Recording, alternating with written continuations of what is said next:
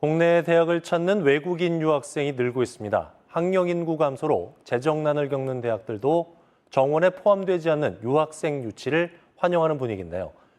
그런데 상당수 유학생은 동남아와 중남미 등 한국보다 경제적으로 어려운 국가에서 오는 경우가 많습니다. 결국 학비와 생활비 등을 마련하기 위해서는 아르바이트 등 경제 활동이 불가피한데 법적 제한이 만만치 않습니다. G1 뉴스에서는 오늘부터 이 문제를 집중적으로 들여다보겠습니다. 집중 취재 먼저 김희군 기자가 보도합니다. 교환학생 신분으로 한국에서 유학 중인 브라질 출신 아만다 씨.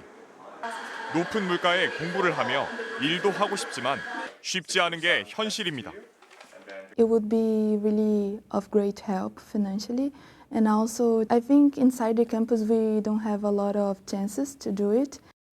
국내 대학으로 유학을 온 외국인 유학생 수는 지난 2014년 8만 4천여 명에서 2024년 20만 8천여 명으로 증가했습니다. 10년 새 2.4배 넘게 늘었습니다.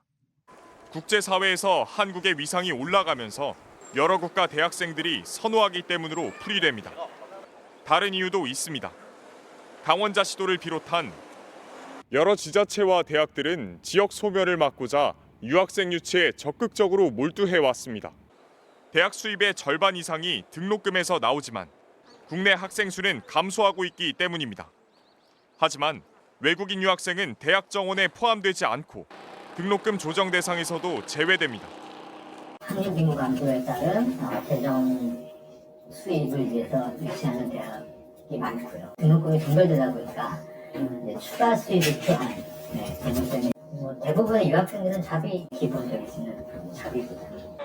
한국을 오고 싶어 하는 학생들의 욕망과 부족한 재정을 채우려는 대학의 필요가 맞아떨어진 결과입니다.